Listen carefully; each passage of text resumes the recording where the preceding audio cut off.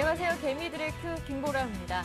이번 주에는 산타랠리가 출연할 수 있을지 관심이 모아지고 있습니다. 유럽의 재정 위기가 소강 국면에 접어들고 있는 가운데 미국의 경제 지표 또한 양호하게 나타나면서 이런 대외적인 분위기가 우호적이기 때문인데요. 하지만 일단 월요일 출발은 거래량이 한산한 가운데 비교적 조용하게 흘러가고 있습니다. 먼저 이 시각 시장 흐름부터 확인하고 오겠습니다. 네, 코스피는 미국 경기 회복 기대감으로 상승 출발했지만 상승폭을 늘리지 못하고 약보합권에서 움직이고 있습니다. 최장기간 순매수 행진을 이어가던 연기금이 오늘 사주지 않고 있고 투신도 매도하면서 기관을 중심으로 현재 매도 물량이 800억 원 정도 나오고 있는데요. 하지만 개인이 매수하고 있고 외국인도 매수로 돌아서면서 낙폭도 제한시켜주고 있습니다. 현재 지수는 1857포인트에서 거래되고 있습니다. 이어서 코스닥도 살펴보겠습니다. 5일째 조용하게 차분한 연말 랠리를 이어가고 있는데요. 하지만 약한 약보합권에서 움직이고 있습니다. 개인이 매수하지만 외국인이 매도하고 기관마저 매도로 전환하면서 오늘장 관망하자 보합권에서 등락을 반복하고 있는데 현재는 501포인트에서 파란불을 켜놓은 상황입니다. 이어서 외환시장으로 가보겠습니다. 환율은 이틀째 내리고 있는데요. 1140원대 후반에서 출발한 이후에 한때는 1145원대까지 저점을 낮추기도 했습니다. 연말을 맞아서 거래량이 대폭 감소한 상황에서 장 초반 수출업체들의 내고 물량으로 낙폭을 키웠지만 결제 수요와 쇼커버가 나오면서 낙폭이 줄어들었습니다. 현재는 90전 오른 1151원에서 거래되고 있습니다. 네, 먼저 이 시각 시장 흐름부터 한번 확인해 봤는데요. 잠시 뒤부터는 개미들의 종목 상담이 이어집니다. 오늘도 깔끔하고 귀에 쏙쏙 들어오는 상담을 해주시는 두 분의 전문가를 초대했는데요. 어떤 분들인지는 잠시 뒤에 소개해 드리도록 하고요. 먼저 참여하실 수 있는 방법부터 알려드리겠습니다. 무료 문자 번호 열려 있는데요. 013-3366-0110번이 열려 있습니다. 문자로 보내주실 때는 매수하신 종목명과 그리고 비중 그리고 매수하신 가격까지 꼼꼼하게 적어주시고요. 포트폴리오 전반적인 점검을 원하시는 분들이라면 전화번호 열려 있습니다. 02-3153-2613번으로 전화 주시면 됩니다. 그리고 전화와 문자가 다 상황이 여의치 않으신 분들은 샘플러스 홈페이지 와그라그 게시판도 함께 열어둘 테니까요. 이 공간 활용하시 보시는 것도 좋을 것 같고요. 오늘도 전화는 두 통화만 받고 나머지 시간은 최대한 많은 분들 살펴드리기 위해서 문자 종목 상담 신청하시는 분들로 채워볼 테니까요. 최대한 많은 분들 상담해드리는 이 기회 놓치지 않으시길 바랍니다. 여러분의 참여 신청 기다리는 동안에 먼저 이 시각 시장 흐름 분석해보고요. 어떠한 이슈들이 영향을 미치는지 쉽게 풀어보는 시간부터 함께합니다. 솔로몬투자증권의 김동섭 이사님 도움 주십니다. 안녕하세요. 네, 안녕하세요. 네, 지난 주말 미국 증시는 경제지표인 11월 내구재 주문 증가와 그리고 신규 주택 판매 증가로 인해서 전고점을 돌파하면서 상승으로 마감됐는데요. 어떠한 내용인지 자세하게 들어보고요. 이 밖에 영향을 미치는 이슈들 어떤 것들이 있는지 한번 같이 설명 부탁드립니다. 예, 지난주 그 크리스마스 이브 날이죠. 네. 미국은 크리스마스 이브 이후에 이제 오늘 밤까지 장을 쉬는데요. 11월 내구재 주문이 이제 증가했는데 약 3.8% 정도 증가를 했고, 또 11월 신규 주택 판매 증가가 네. 이제 4개월 내 최고였습니다. 특히 주택 판매는 주택 지표에 상당히 중요한 역할을 하고 있기 때문에 이러한 부분들이 시장에는 굉장히 긍정적 요소로 작용을 하면서 다우가 그 전고점을 돌파했습니다. 지난 12월 27일 날 12,284포인트를 돌파하고 끝났기 때문에 추가적 상승 가능성이 열리고 있는 그런 상황입니다. 지금 경제 지표는 굉장히 좋은 상황이지만 유로존의 문제가 계속 발목을 잡고 있는데요. 그 중에 하나가 이제 S&P, 그러니까 신용평가기관에서 유로존 17개국에 대해서 독일을 위시한 프랑스까지 신용등급에 대한 결정이 되게 중요합니다. 그것이 이제 연말쯤 정도에 나올 거라고 예상했었는데 로이터의 보도에 의하면 EU 관계자가 인용해서 발표가 났었는데요. 그것은 뭐냐면 비공식적으로 이제 시그널을 받았다. 1월 중에 아마 신용등급에 대한 언급이 있을 것 같다라고 했는데요. 이게 아마도 그 유로존에서 특별 정상회담을 1월 말로 개최하기로 한 것이 중요한 역할을 한 것 같습니다. 그래서 1월 말까지는 일단 시장에서 시간을 좀 버는 것이 아니냐. 그렇다면 지금 연말에 주가를 하락시킬 수 있는 요소가 일단 없어진 상황이다라고 보시면 될 것 같고요. 지금 이 부분이 사실은 시장에 반영이 돼야 되는데 아시아에는 지금 전혀 반영이 되지 않고 있습니다. 아마도 오늘 밤 미국장이 쉬기 때문에 하루 정도를 더 지켜봐야 되지 않나라는 심리가 시장에서 작용하는 것이 아닌가라고 보여지고 있고요. 그 다음에 지금 그 스탠다드 차트하드라 그래서 중국에서 나온 뉴스 중에 하나가 지준율이 연내 인하 가능성에 대한 부분이 언급되고 있습니다. 그렇기 때문에 이것도 시장에는 상당히 호재로 작용할 수 있는 부분이 있습니다. 이 얘기는 지금 시장에서 악재로 작용할 수 있는 신용평가 기관의 어떤 언급이 1월로 넘어갔기 때문에 일시적으로 악재는 수면 밑으로 내려가고 이제 호재의 일색으로 가는 그런 상황이 아닌가라고 보여지고 있고요. 오늘은 기관들이 전부 매도를 하고 있습니다. 전부 네. 매도가 있고 오히려 증권만 한 138억 정도를 매수하고 있고요. 외국인은 오전에 매도를 하고 있다가 지금은 이제 매수로 전해서 380억 정도 매수를 하고 있고요. 개인이 640억을 사면서 지금 기관의 매도 물량을 외인과 기관이 받아주고 있는 상황이다라고 보시면 되겠고요. 오전 한때 프로그램 매도가 들어왔었습니다. 100억 정도 들어왔었는데 지금 이제 약 5억 정도가 매수로 전환되면서 시장의 방향성을 위쪽으로 방향을 잡을 확률이 굉장히 높아지는 그런 상황이다라고 보시면 되겠고요. 오늘 그 시가총액 상위 종목들을 보면은 삼성전자만 강보합이고요. 여타 종목들은 그렇게 상승하는 점이 거의 없습니다. 자동차주도 지금 현대모비스가 1.5% 정도 빠지고 있고 기아차도 한 1% 정도 빠지고 있죠. 현대차만이 강세의 모습을 보이고요. 그다음에 지준율이 인하가 만약에 진짜 된다면 중국 관련들이 강세의 모습을 미리 반영해야 되는데 포스코라든가 현대제철, 현대중공업, 뭐 삼성중공업 이런 종목들의 지금 주가를 하락시키고 있습니다. 그렇지만 우리가 이 종목들을 시가총액 상위 종목들을 쭉 보신다면요. 지금 크게 빠지는 종목은 거의 없습니다. 아주 소폭 하락을 주면서 시장을 견고하게 받쳐주고 있는 모습이 나오고 있다는 겁니다. 이것으로 봤을 때 이제 시장이 강세 마인드로 갈 수 있는 그런 영향권에 들어온 것이 아닌가라고 보여지고 있고요. 특히 미국이 기술적으로 전고점, 지난번 10월 27일 시점에 그 고점을 돌파했는데 이것은 굉장한 의미를 부여하고 있습니다. 왜냐하면 박스권으로 생각했던 시장 관계자들 입장에서는 이것이 돌파됐을 경우에 추가적으로 상방으로 방향을 열어야 되는데 미국이 하루를 쉬기 때문에 아마 이걸 관망 모드로 오늘 하루를 보는 게 아닌가라고 보여지고 있습니다. 그 얘기는 오늘 밤이 아닌 내일 밤 미국이 한 번 더 장이 열려서 추가적 상승이 됐을 경우는 그동안 상승 못 시킨 것까지 폭발적 상승을 좀 할 수 있는 그런 상황이다라고 보시면 되겠고요. 특히 국내장 같은 경우는 미국과 차트의 키높이로 본다면 현재 1920 정도로 있어야 됩니다. 근데 지난번 김정일 국방위원장 사망으로 인해서 국내장이 60포인트 정도가 빠졌기 때문에 그것을 이제 되돌리지 못하고 있는 것이 현재의 문제다라고 말씀드릴 수 있는데요. 지금 보시면은 그래도 여전히 종목들이 크게 빠지지 않는 것으로 봤을 때는 프로그램 매수가 좀 유입이 되는 모습이 나온다면 주가는 다시 한번 반등에 성공하지 않겠나라고 판단하고 있습니다. 네, 말씀해 주신 대로 현재 기관 쪽에서 800억 원 넘게 매도하고 있는데요. 그렇다면 연말 기관의 윈도우 드레싱 효과는 기대해 보기 어렵겠습니까? 아닙니다. 윈도우 드레싱은 내일까지 가능합니다. 내일까지 네. 가능한 상황이기 때문에 큰 문제는 없을 거라고 보여지고 있고요. 네. 또 배당락이 이번에 28일 있죠. 근데 배당락으로 봤을 때 이 우리가 프로그램 그러니까 선물과 선물의 베이시스 차를 본다면 지금 백 상태에 있습니다. 백워데이션 상태에 있기 때문에 주가가 그렇게 많이 안 빠지고 시장의 방향성을 잡을 수도 있겠다라고 생각하고 있습니다. 네, 그럼 말씀 정리해서요. 오후장 마감 전략 한 번 더 말씀해 주시죠. 일단 시장이 상승 마인드로 완전히 진입하기 위해서는 네. 121선인 1891포인트의 회복이 굉장히 중요하다라고 말씀을 드릴 수 있고요. 기관들이 다시 매수로 전환하는지를 보셔야 됩니다. 기관 중에서는 기금을 보셔야 되는데 기금이 예. 아직도 집행할 돈이 약 4천억에서 5천억 정도가 있기 때문에 오늘부터 거래수가 4일로 계산한다면 하루에 1천억 정도가 더 들어올 수 있다는 거죠. 하루에.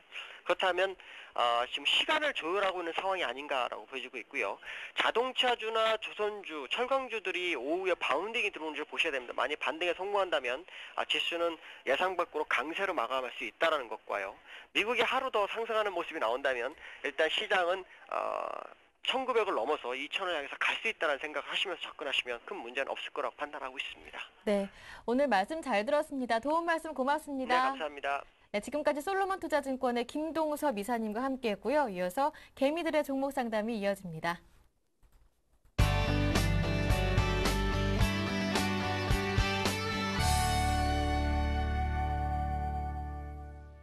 네, 개미들의 종목 상담 시작하겠습니다. 오늘도 귀에 쏙쏙 들어오는 상담해 주시는 두 분의 전문가 모셨는데요. 우진투자 컨설팅의 이성규 팀장님 그리고 신일섭 전문가님 모셨습니다. 두 분 안녕하세요. 안녕하세요.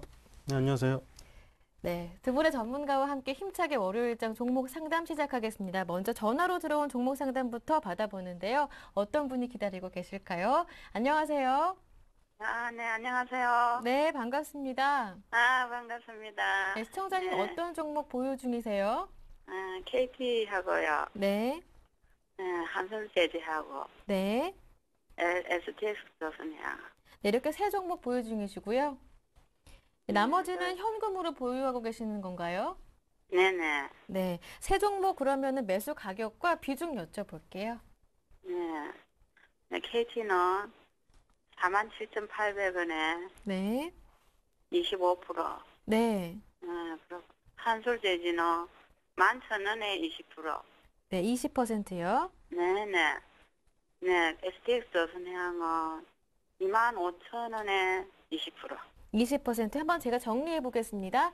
KT 매수 가격이 47,800원에 25% 비중으로 담으시고요. 한솔재지가 11,000원에 20%, STX 조선해양은 25,000원에 20% 비중 맞으십니까?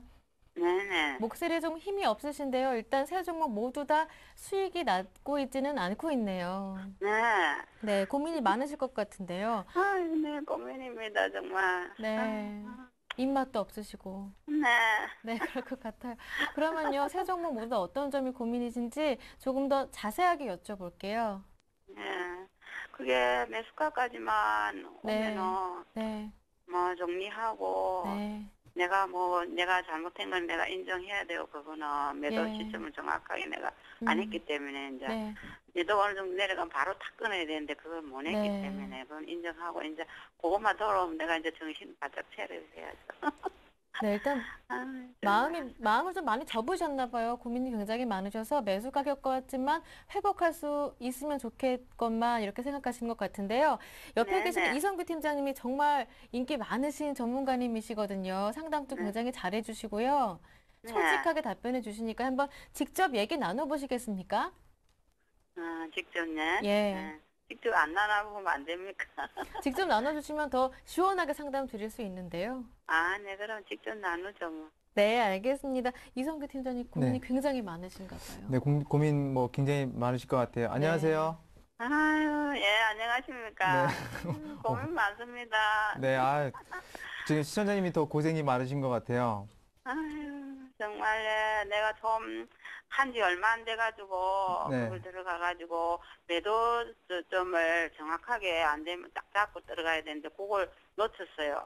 그리고 네. KT 같은 경우는 네, 그 배당 그게 다 돼갖고 들어갔거든요. 청구사에 들어가라 해가지고 네. 그러면은 만약에 배당 그 후라도 좀 떨어져서 빠져나와 버려야 되는데 그걸 이때까지 지유지 잡고 있어가지고. 그럼 이거 작년에 투자를 하셨나 그럼요. 봐요. 그때 그쯤 들어갔을 때 그 배당 다 돼가 그 가격이 됐습니다. 작년 이때 돼서. 예, 그러면 제가 KT부터, 그렇죠. 네. 그래가지고 그걸 그러면은 배당 그 끝나고 나면 바로 무너지대요 그게요. 그렇죠. 네, 그래가지고 내도 황당하더라고 그걸요. 네. 그러면 그거 조금 그랬어. 막 그때 막 털고 나야 되는 건데 그걸 그렇게 1년씩 넘게 그래 끌고 있어갖고 그래 미련스럽게 그래가지고 예. 큰 내한테는 공부죠 이제. 네. 제가 그 그럼 앞으로 배당, 네. 택시가 어떻게 되겠습니까? 그러니까 한솔하고. 예, 제가 한번 말씀을 드려볼게요. 네. 그 배당 관련해서는 투자가 두 가지 방법이 있거든요. 배당을 아예 받는 방법이 있고요. 네네. 그 다음에 두 번째는 배당 그러니까 배당이 앞두고 나서 주가가 올라가면서 주가 차익을 이용하는 방법이 있어요. 네네. 근데 우리나라 시장은 어떠냐면 배당을 받는 시장이 아니라 배당을 이용해서 차익하는 시장이에요. 그렇기 때문에 배당 때문에 올라가면 차익 실현하는 게 조금 더 이익이긴 합니다. 물론 안 그런 기업도 있고요. 첫 번째로 그거는 좀 알아두셔야 되고, 제가 한 가지 여쭤볼게요. 그 핸드폰 쓰신 지 오래되셨죠? 네. 핸드폰 쓰신 지 얼마나 되셨어요? 네, 선지는 오래됐죠. 그래도 한 10년 넘으셨죠? 네네. 그 휴대폰 그 기본 요금이 옛날부터 올랐나요? 아니면 안 올랐나요? 그대로인가요? 기본 요금은 그래 오르진 않은 것 같아요. 그죠? 네. 통신사들은 그게 문제예요. 물가는 올라가는데 통신 요금은 못 올려요. 참 이상하죠? 그래서 KT 같은 경우 월봉 차트를 이렇게 보게 되면 네. 90년도 말에 큰 폭으로 상승한 이후에 한 번도 올라간 적이 없어요. 근데 지금 이게 뭐 LTE다 이런 얘기들 나오고 있죠. 그리고 오늘 또 좋은 얘기는 뭐가 나왔냐면 네, 뭐 그 뉴스들이 투지 하나 서비스라는 났네요. 거를 이제 종료한다는 얘기가 나왔어요. 네, 오늘 그게 방금 네. 뜨네요. 그럼 비용 측면에서 감소될 수 있는데, 그리고 LTE 쪽으로 가서 그러니까 통신 비용을 받겠죠. 더 높게 받을 거예요. 그죠? 네네. 그러면 단기적인 수익성은 좋아질 수 있습니다. 그런데 그 요금이 미래에 계속해서 오를까요? 아유, 안 오르겠죠. 아유, 그렇대요. 그렇죠. 그렇기 때문에 통신주들의 장기적 어떤 전망은 사실상은 어떻게 해야 되냐면 배당을 계속 모아서 가져가는 전략이 원래는 좋은 거고요. 차익 실현 자체는 좀 불가능한 그 업종이라고 보시면 돼요. 근데 이 기업 같은 경우는 어떻게 되냐면 이제 제가 좀 하나 설명을 드리자면 이제 BPS라는 게 있는데 주당 그 순자산 가치라는 게 있습니다. 근데 KT 같은 경우는 그거에 연동이 많이 되는데 지금 이 회사의 순자산 가치가 얼마 정도 되게 되냐면 49,000원 정도 돼요. 주당. 네. 지금이라도 문 닫으면 내 그거 받겠네. 아, 그게 아니라 주당 순자산 가치는 이제 한 주를 보유하고 있을 때 만약에 이 회사를 그러니까 소유하게 됐을 때는 49,000원의 가치가 있다는 거기 때문에 지금 저평가는 맞거든요. 맞네. 저평가는 맞기 때문에 저는 49,000원까지를 최고 목표가로 일단은 갈 수 있을 거라고 봐요. 매년 보게 되면 그 배수 정도 수준까지 올라갔기 때문에 내년 어디쯤 되면 되겠어? 내년 상반기요. 글쎄요. 내년까지 도달할지 그 이후에 도달할지 모르겠지만 일단 지금은 저평가기 때문에 제가 홀딩 관점에서 제시는 해드릴게요. 보유는 하고 계시고요. 네네. 최종 목표 주가는 한 49,000원 정도 될 겁니다. 그런데 일단 단기적으로 많이 흔들릴 가능성도 있고 그렇기 때문에 그 오랫동안 또 가져갈 수는 없죠. 계속해서. 일단 배당납 부분도 좀 고려해야 되기 때문에 일단은 올해 같은 경우는 악재들 어느 정도 다 반영됐기 때문에 일단은 37,200원 정도 선에서는 제가 그 이하까지 내려오면 손절 처리하라고 좀 말씀을 드릴게요. 아, 38,200원. 네. 네. 거기만 지키시고 손절이 되더라도 다른 기업들 우수한 종목들 많으니까 그런 종목들 사면 돼요. 그런 거는 뭐 걱정하실 필요 없습니다. 근데. 네, 그런. 네. 이제 그렇고 제가 그 좀 의아했던 게 뭐냐면 한솔재지 이거 누가 그 추천해 준 종목인가요? 한솔은 내가 이 주식하면서 여기 아는 지인이 네. 아, 한솔 요번에 좀 얕은 떨어졌을 때 그때 네. 작년에가 그때 뭐 자회사에서 무슨 일이 있어가지고 팍 떨어졌어요. 네네네. 그래가지고 들어가면 어떻겠노 이래가 들어갔는데 그 사람 말을 그 친구 그 사람 말을 믿은 내가 큰 실수였어요. 내 돈 내가 갖고 그죠. 판단해야 되는데 굉장히 그게 큰 네. 실수더라고요. 내가. 왜냐하면 이거 제가 봤을 때 그 시청자님이 직접 사시지 않았을 것 같았어요. 그래서 여쭤본 거예요. 한솔 나는 올해- 제지업체들이 지금 어떠냐면 우리 요즘에 스마트폰, 태블릿 PC 이런 거 많이 쓰죠. 네. 인쇄용지를 많이 안 씁니다. 근데 한솔 제지는 인쇄용지 사업부가 더 커요, 비중이. 그런데 그 어려우니까 그쪽을 버리고 이제 그 골판지, 그러니까 택배 부분 있죠. 그런 박스 재료 사용하는 그 제지 쪽으로 옮겨가고 있는 단계거든요. 네네. 그렇기 때문에 향후의 수익성 자체는 좀 개선이 될 수는 있습니다. 개선이 될 수는 있는데 아마 단기적으로 가파른 상승은 나오지 않을 거예요. 그렇기 때문에 이것도 좀 어려워요, 사실은. 사실은 어렵고 그렇기 때문에 일단은 현재 구간에서 보시게 되면 약 8,400원 정도 이거 밑으로 무너지게 되면 그때는 손절을 반드시 하세요. 네. 이것도 손절을 반드시 하시고 그런 얘기들 나올 겁니다. 선거철 뭐 수혜주라고 제지들 있는데 그거 옛말이니까 그거는 믿지 마세요. 아, 나도 안 그래도 선거철 때문에 조금 그게 그죠? 영향이 있나 싶어가지고 네. 그러고 있고 이랬거든요. 그리고 그거는 옛말이에요. 요즘에 보시면 아시잖아요. SNS 막 이용하고 그러잖아요. 네. 그렇죠. 종이를 잘 이용 안 해요. 그렇게. 물론 이용은 합니다만 예전처럼 그렇게 막 폭등하고 그러진 않아요. 제지주들이. 네, 그러니까 그런 거 욕심 버리시고 이거는 한 10,000원 선 정도만 도달했을 때는 일단은 차익 실현하시기 바랄게요.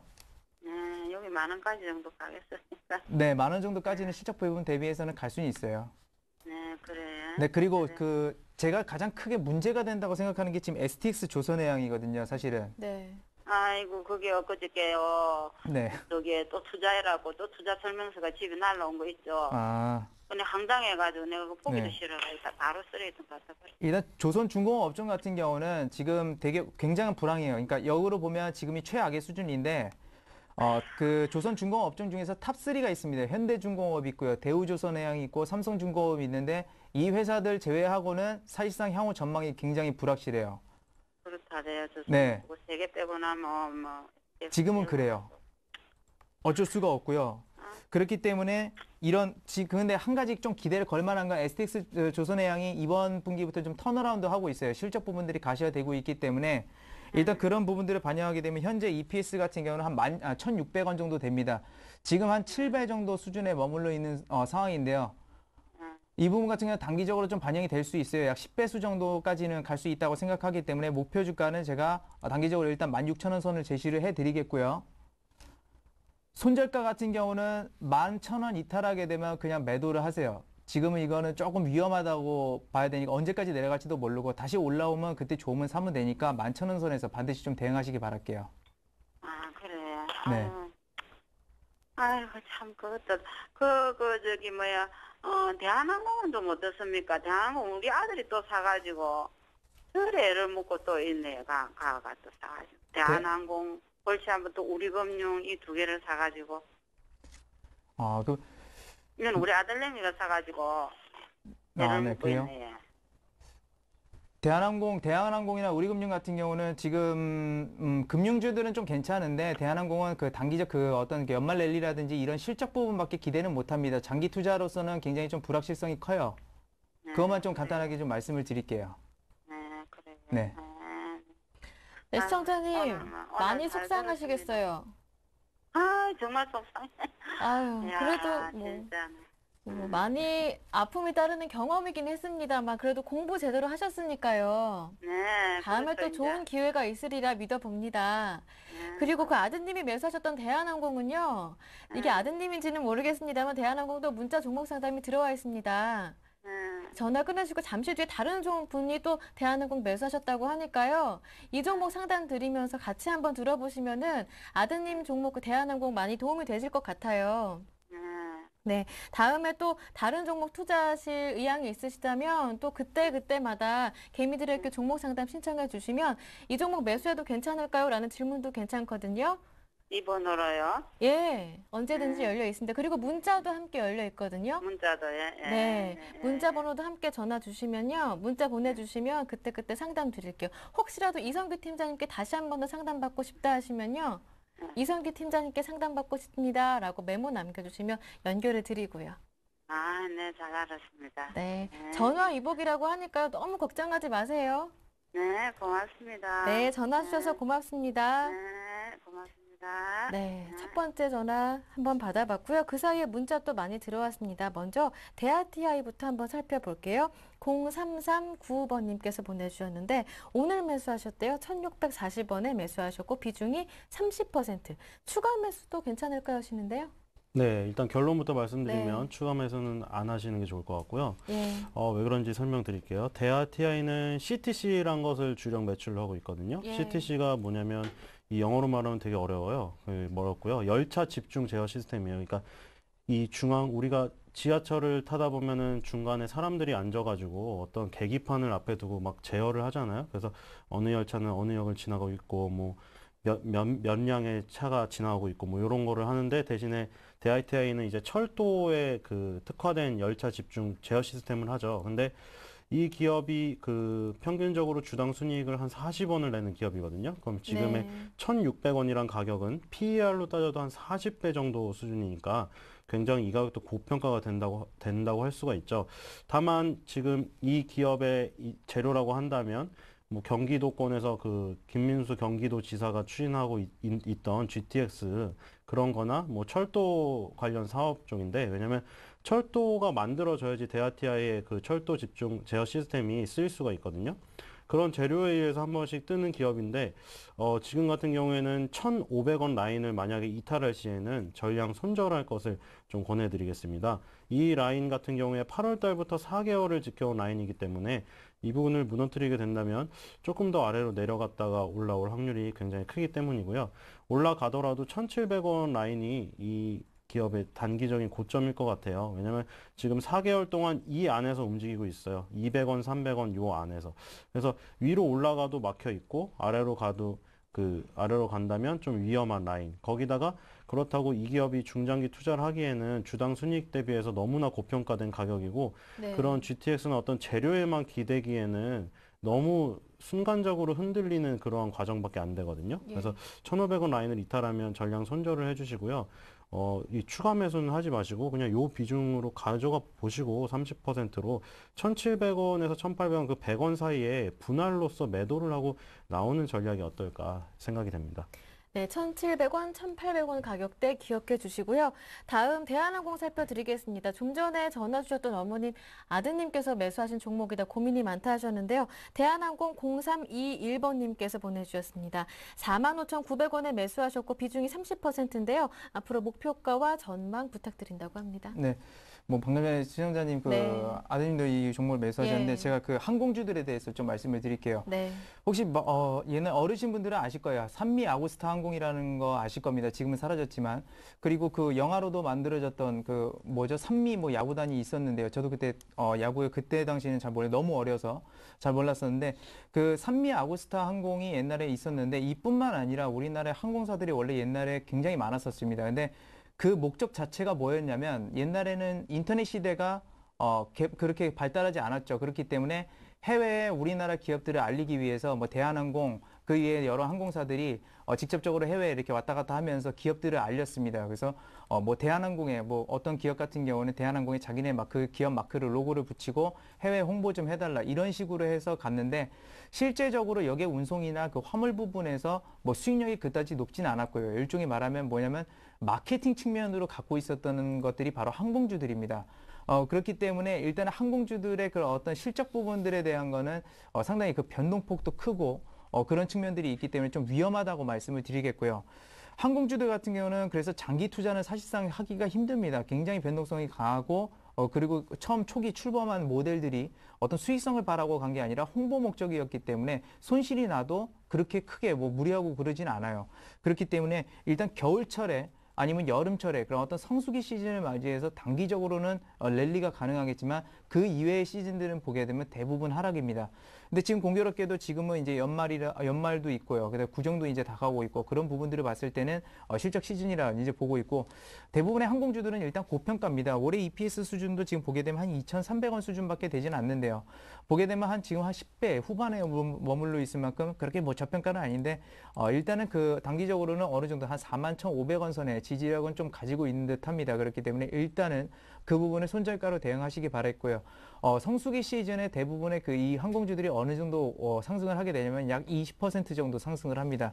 그런 것들을 봤을 때는 일단 단기적으로 상승률은 한 55,000원 정도까지 있다라고 볼 수 있을 테니까요. 네. 목표 주가는 55,000원 그리고 손절가는 41,500원에서 대응하시기 바라겠습니다. 네, 다음은 인스프리트 한번 살펴보겠습니다. 인스프리트 10억 원 규모 유상증자 결정했다고 하는데 그거에 관한 문자 보내주셨네요. 9685번님. 인스프리트 유증하면 좋은 건가요? 하시는데요. 글쎄요, 안 네. 좋은 것 같은데요. 예. 왜 그러냐면 이 기업 같은 경우에 지금 실적이 나고 있는 기업이 아니에요. 네. 이번 연도 6월 달에도 무려 119억의 영업이익 적자를 봤거든요. 정말 이 기업은 한 번도 1년에 영업이익을 세 자릿수를 달성한 적이 없는 기업인데 이번 연도 6월에 영업 실적 적자가 119억을 냈어요. 그러니까 한 분기에만. 그래서 이번 연도에는 그 어쨌든 지난 3년 동안에는 미약하지만 영업이익 흑자 상태였거든요. 근데 이번에 영업이익 적자로 돌아서는 그러한 그 한 해가 될 것 같고요. 네. 영업이익이 이렇게 벌어들이지가 않는다면 그 유상증자나 회사채 발행을 통해서 돈을 끌어다 쓸 수밖에 없는 거고요. 얼마 전에 LG전자가 유상증자를 한 것을 그 예로 보시면 되겠어요. LG전자가 영업이익이 안 나서 영업이익 계속 적자가 나서 재정에 빵꾸가 나니까 처음에는 회사채 발행을 하다가 회사채도 너무 많이 발행을 한 거예요. 그래서 이제 유상증자라는 거를 단행을 해서 돈을 끌어다 썼어요. 그래서 삼성전자 같은 경우에는 영업이익이 계속해서 흑자가 나오면서 들어오니까 굳이 유상증자 같은 방법을 쓰면서까지 돈을 할 필요는 없거든요. 그래서 인스프리트 같은 경우에 유상증자는 좀 안 좋은 것 같아요. 왜냐하면 지금 실적이 나오지도 않는 상태에서 유상증자를 했다는 건 기존 주주 입장에서는 주가가 희석되는 그런 효과가 나타나거든요. 그래서 안 좋은 것 같고요. 항상 유상증자라는 거는 때에 따라 틀리게 생각하시면 돼요. 예를 들어 락앤락 같은 경우에 돈을 계속 벌어들이는 기업이 어떤 공장을 증설하려고 유상증자한 것은 성장성으로 본다면 그것은 발전의 디딤돌이 될 수 있지만 한진해운이나 인스프리트 같이 지금 당장 영업이익이 적자가 나서 회사에 돈이 없어서 뭐 중고선들을 팔고 있다던가 이런 어려운 상황에 하는 것은 더욱더 주가의 악재적인 요인이 될 수밖에 없어요. 그래서 지금 같은 경우에도 보시면 추세적으로 계속해서 하락하고 있는 모습이거든요. 그래서 네. 위로 갈수록 매물의 압박을 받고 있는 상태에다가 만약 유상증자로 인한 신주까지 상장이 된다면 매물의 압박은 더 단기적으로 받을 것 같습니다. 그래서 좀 이분 같은 경우에는 아직 사신 분은 아닌 것 같아요. 예. 그래서 유증하면 좋은 건가요 하는데 일단 인스프리트에 한해서는 조금 나쁜 영향일 것 같다는 판단입니다. 네, 자세한 설명 들어봤고요. 그 사이에 현대제철 들어왔습니다. 이 종목 한번 살펴드릴게요. 알려드릴게요. 보내주신 분은 8466번님, 현대제철 126,781원에 매수하셨고 비중이 11%, 올해 1월에 매수하시고 그 이후에 세 차례 추가 매수하셨다고 하는데요. 네, 그 분할 매수하셔가지고 예. 어느 정도 그 단가는 만들어 놓으신 것 같은데요. 예. 일단은 그 제철이 이제 제철 사업이 많이 들어가는 부분은 뭐 크게 세 가지라고 볼 수 있겠습니다. 그러니까 건설이 첫 번째로 있고요. 그 다음에 조선중공업이 있고 최근에 뭐 가장 많은 그 상승세를 달렸었던 그 현대차, 기아차, 그러니까 자동차 업황이 있겠죠. 근데 일단은 건설 중공업 업종들은 일단은 부진합니다. 일단은 부진하기 때문에 일단 그런 점들에 대해서는 현재는 아직까지도 상승에 대한 어떤 모멘텀 자체는 크게 나오고 있지는 않습니다. 그렇기 때문에 그런 점들에 대해서는 여러분들이 조금은 그런 점에 대해서는 시청자분께서 조금 약간은 보수적인 측면에서 좀 대응해야 된다 이렇게 말씀을 드릴 수 있겠고요. 네. 일단은 그 최근에 현대차, 기아차 일단 그 부분에 대한 모멘텀 자체는 조금 있습니다. 그리고 올해 주당 EPS가 한 10,000원 정도 되는데요. 기댈 수 있는 건 그 한 부분밖에 없다고 할 수 있겠죠. 자동차 부분이요. 근데 자동차 부분이 뭐 제가 이전에도 한번 말씀을 드렸던 것 같습니다. 이 방송을 통해서요. 과연 현대차나 기아차가 내년에도 올해같이 그런 사상 최대 매출을 기록할 수 있는지가 현재는 가장 큰 의문이라고 볼 수 있겠습니다. 그래서 현재 지금 제가 작가는 HTS가 조금 오류가 났는데요. 일단은 현대 기아차의 그런 어떤 모멘텀 자체는 믿을 수 있겠지만 중국의 뭐 저가 공세라든지 M&A 부분들 최근에 그 철강 업계들 좀 진행되고 있는 부분인데 이런 부분들이 진행될 때까지는 일단은 상당히 좀 제철 업계들 저조할 수 있습니다. 그렇기 때문에 현재 구간에서는 일단은 홀딩 관점을 좀 제시를 해드리겠지만 무작정 홀딩도 안 되겠죠. 그래서 일단은 현재 구간에서는 9만 원 선에서 제가 손절가를 좀 제시를 해드리겠고요. 9만 원 선 이탈하지 않는다면 현대제철 같은 경우는 장기적 홀딩 관점에서 좀 대응을 하시길 바라겠습니다. 그래서 현대차, 그러니까 자동차 업계, 건설 업계, 그리고 조선중공업 업체들이 전반적으로 상승한다. 그런 모멘텀들이 나온다라고 한다면 계속해서 홀딩 관점으로 가져가셔도 크게 문제는 없는 기업이기 때문에 그렇게 좀 얘기를 해드리겠습니다. 네, 이렇게 현대제철 한번 살펴봤는데요. 그 사이에 문자가 굉장히 많이 들어왔습니다. 문자 많이 참여해 주시고 있는데 다시 한 번 더 참여 방법 알려드릴게요. 013-3366-0110번 열려 있습니다. 오늘도 전화는 2통화만 받는데요. 이미 한 통화 전화 받아봤고요. 나머지 한 통화만 더 받아보고 나머지 시간은요. 최대한 많은 분들 고민을 해결해 드리기 위해서 문자로 들어온 종목들 빨리빨리 진행해서 많은 분들 살펴드리겠습니다. 이렇게 현대제철 한번 살펴봤고요. 현대제철 충분한 답변이 됐습니까? 네, 예. 현대제철에 대해서는 네, 그렇습니다. 예, 알겠습니다. 다음 고려아연이 들어왔네요. 이 종목은 7646번님께서 보내주셨는데요. 매수하신 가격이 30만 7천 원이고요. 비중이 30%입니다. 매도 가격 부탁드린다고 하시는데요. 네, 이분은 수익 실현을 위해서 전화 주셨으니까 네. 행복한 것 같고요. 일단 고려아연은 금이나 그 은 가격에 연동을 많이 받게 되죠. 요즘에는 은 가격에 연동을 더 많이 받게 되는데 지금 사실 달러 강세가 그 일시적으로 펼쳐지면서 금 가격에는 별로 좋은 영향을 안 미치고 있거든요. 왜냐면은 지금 글로벌 그 경제 위기로 인해서 달러가 그 안전자산 선호 심리에서 굉장히 강세를 띠고 있어요. 우리나라 원달러 환율이 올라가고 있죠. 그래서 달러 강세를 띠면 나머지 그 반대쪽에 상품 자산으로는 돈이 안 들어가기 때문에 상품 자산들이 안 좋아요. 지금 다들 각계적으로 움직이고 있지만 일단 금 가격 같은 경우에 금 가격도 마찬가지고요. 은 가격도 마찬가지고요. 주봉에서 보시면 20주선을 깨고 쌍봉의 모습을 그리고 무너지고 있단 말이죠.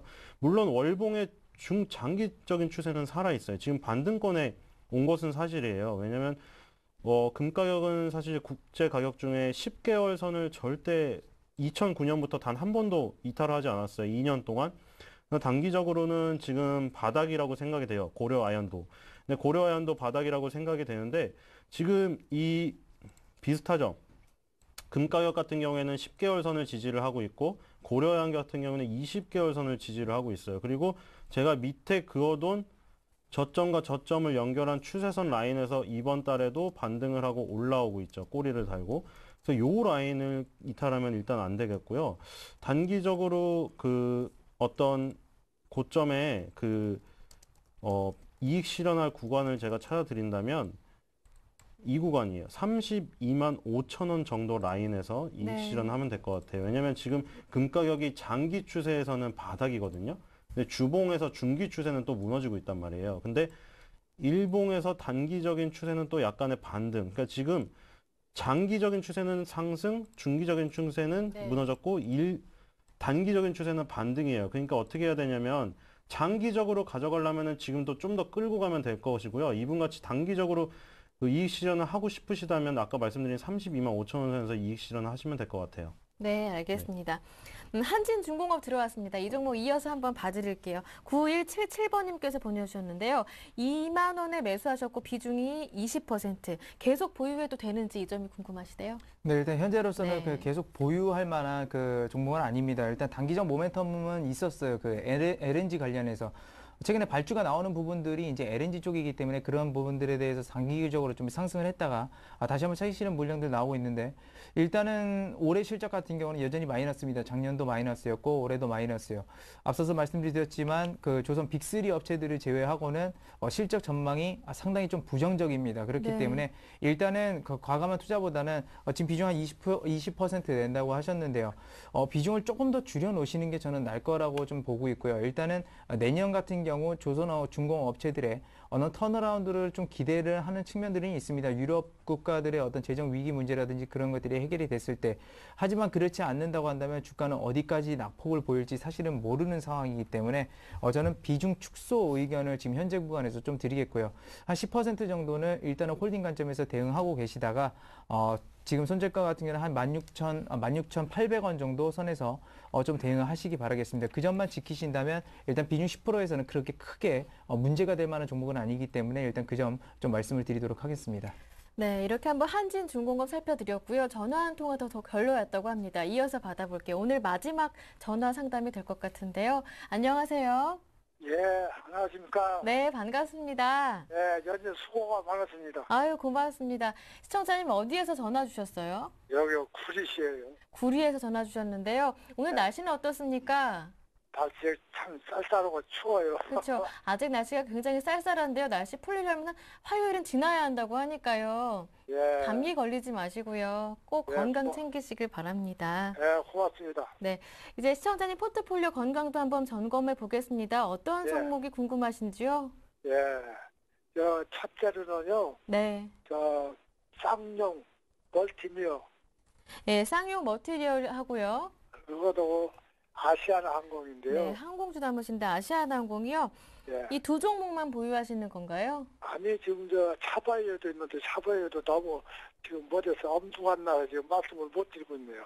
아, 그러면은 일단 궁금하신 종목은 아시아나항공과 쌍용 머티리얼이고요. 나머지는 다른 종목으로 채우시는데 이제 궁금한 두 종목, 매수하신 가격과 비중은 어떻습니까? 예, 쌍용 멀티미터는 2,250원에 35%, 네. 아시아나항공은 8,600원에 네. 20% 그렇습니다. 네. 쌍용 머티리얼은 일단 매수가 근처에 있네요. 2,250원에 매수하셨고 비중이 35%, 아시아나항공은 8,600원에 매수하셨고 비중이 20%. 일단 예, 속을 예. 썩이는 건 아시아나항공이네요. 예, 어떤 점이 궁금하신가요? 구체적으로 이거- 한번 여쭤볼게요. 이것을 어떻게 해야 하는지, 아시아나항공 어떻게 해야 하는지 모르겠습니다, 지금. 네, 맞아요. 아시아나항공이 다시 전저점 부근으로 가려고 해서요.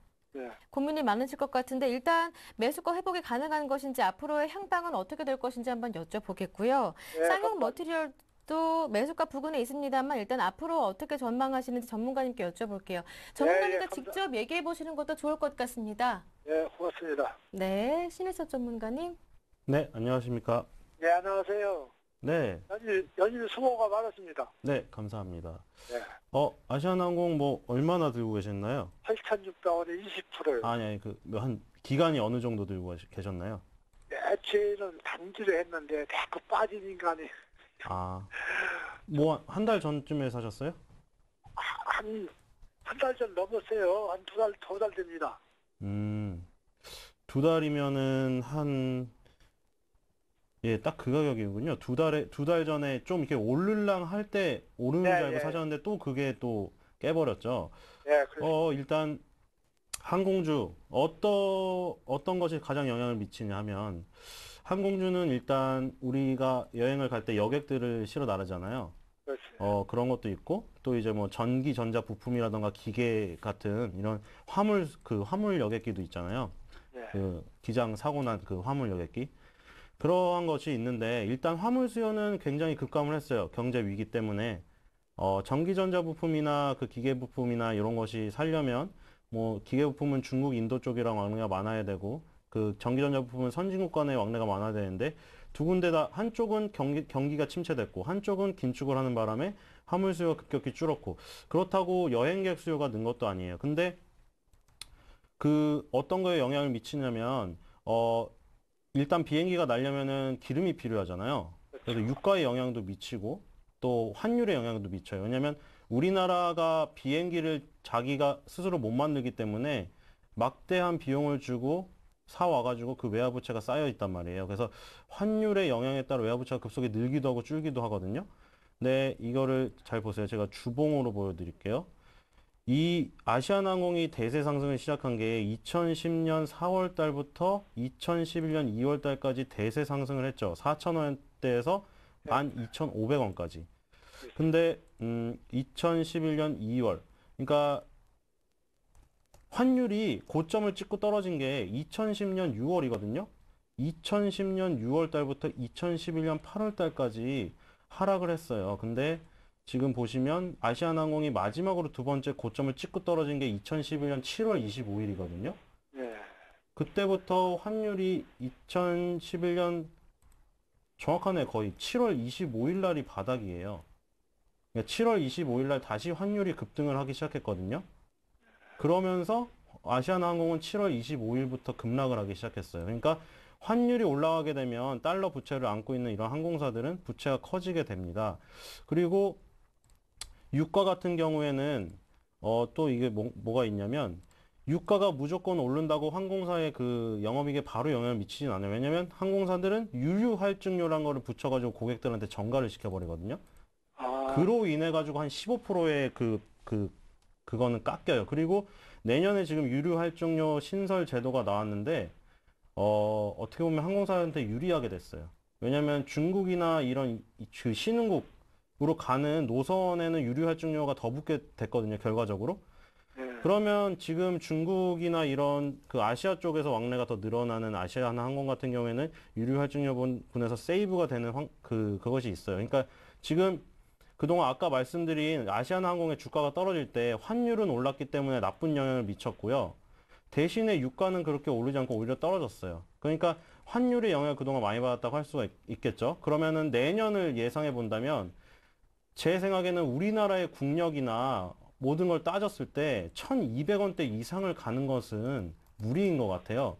왜냐면 우리나라 국력으로 이렇게까지 그 환율이 저평가 받을 이유는 없다고 생각하고 어떤 경제연구소에서는 뭐 950원까지도 예상을 하고 있거든요. 내년 하반기까지. 그렇다면 환율은 대세적인 하락을 펼쳐진다 하면 지금 경기 침체로 인해서 달러가 잠깐 단기적으로 강세를 펼친다고 보면 되겠어요. 그래서 달러 가치는 계속 하락한다고 본다면 항공주에는 좋은 영향을 미치겠죠. 그리고 유가가 여기서 올라간다고 하더라도 지금 유류 할증료가 좀 더 항공사 유리한 쪽으로 바뀌었단 말이에요. 그러한 깎이는 부분 그리고 환율 효과로 인한 그 부분을 본다면 지금 항공주들 같은 경우에는 보유를 해야 될 것으로 보여요. 그리고 아시아나항공 같은 경우에는 이익 대비해서 PER이 한 7배 정도밖에 안 되기 때문에 여기서는 참고 보유를 하세요. 왜냐하면 환율 같은 경우가 지금이 거의 피크인 것 같거든요. 왜냐하면 경제 위기가 좀 사그라들고 나면 달러의 가치는 다시 지속적으로 하락할 수밖에 없어요.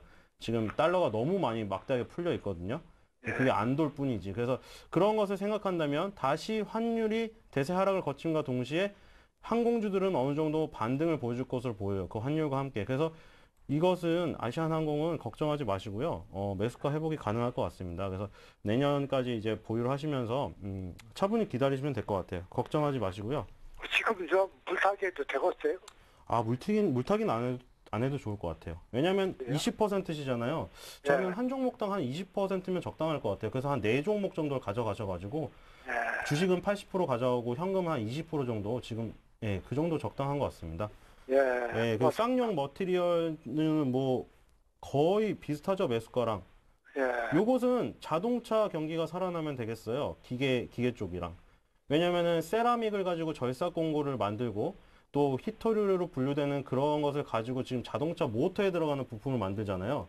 그 2011년 4월 달에 액면 분할한 효과로 급등을 했다가 한참 한 3개월을 그 버팅기고 있다가 다시 올라가서 이제 그 부분에 왔잖아요. 그 아시죠? 5월달, 4월달에 액면 분할 효과로 급등을 했던 그 부분. 근데 거기에 물린 사람들의 지금 매물이 나오는 건데 거기가 소화되고 난다면 쌍용 머티리얼즈도 좀 계단식으로 상승할 것 같거든요. 그리고 히토류 그 자석 분야로 좀 이게 그 각광받는 분야도 있고요. 중국이 계속 그쪽을 제어를 하고 있거든요. 그렇기 때문에 히토류 가치는 점점 더 높아진다고 할 수가 있고요. 지금 쌍용 머티리얼즈에 나오는 뉴스를 보시면 계속 어떤 신규 투자를 하고 있어요. 그래서 단기적으로 지금 들어가는 비용이 많기 때문에 좀 지지부진한 것 같고요. 쌍용 머티리얼즈도 좀 추세적으로 보유를 했으면 좋겠습니다. 네, 그 두 종목 다 좋은 것 같아요. 좋아요. 네. 근데 그 회사에서 히스토리오를 대체할 수 있는 무엇을 개발했다고 그런 소문이 들리던데 그것은 어떻게 되는 거예요? 네, 제가 지금 말씀드린 그 자석이요. 모터에 들어가는 자석인데 예. 거기에 들어가는 그 재료가 히토류로 분류가 되거든요. 그래서 예. 중국에서 계속 그 히토류 부분을 제어를 하고 있기 때문에 이쪽 가치는 계속해서 높아질 거고요. 자동차 모터에 들어가고 절삭 공구를 만들기 때문에 우리나라 완성업체인 자동차 업체랑 기계 완성업체들이 잘 되면 이거 부품주들도 잘 가게 돼 있는데 내년 예상이 자동차는 어느 정도 이번 연도랑 계속해서 횡보 구간을 펼쳐줄 것 같고요. 기계 업종은 바닥을 치고 돌아설 것 같아요. 중국 모멘텀 때문에. 그렇기 때문에 쌍용 머티리얼즈 같은 부품주들도 나쁘지가 않다고 생각이 됩니다. 제 예상은. 그래서 네, 지금은 오히려 더 이상 빠질 자리보다는 위로 올라갈 자리가 많은 것 같아요. 항공주도 그렇고. 네, 그래서 좀 걱정을 더시고 내년을 기대하시면서 좀 차분히 한번 기다려 보시는 건 어떨까요? 예, 감사합니다. 네, 네. 시청자님 일단 두 종목 모두 다 괜찮다고 합니다. 걱정은 한시름 놓으시겠습니다. 예, 감사합니다. 네, 전화 주셔서 고맙습니다. 네, 수고 많으셨어요. 네, 오늘 최대한 많은 분들 상담 드리려고 했었는데요. 두 분의 전문가가 오늘 수고해 주셨습니다. 우진투자 컨설팅의 이성규 팀장님 그리고 신일섭 전문가님과 함께했습니다. 두 분 수고 많으셨습니다. 감사합니다. 고맙습니다. 감사합니다. 네, 오늘 분도 많은 분들이 종목 상담 신청해 주셨는데 시간이 정해져 있어서요. 다 상담 드리지 못한 점 다시 한 번 더 진심으로 죄송하다라는 말씀까지 드리고요. 내일 1시부터 개미들의 이렇게 문 열자마자 바로 문자 종목 상담 신청해 주시면 저희가 선착순으로 살펴드리니까요. 1시 출발하자마자 바로 문자 주시길 바랍니다. 네, 오늘 순서는 여기에서 마무리 짓겠습니다. 함께해 주신 여러분 고맙습니다.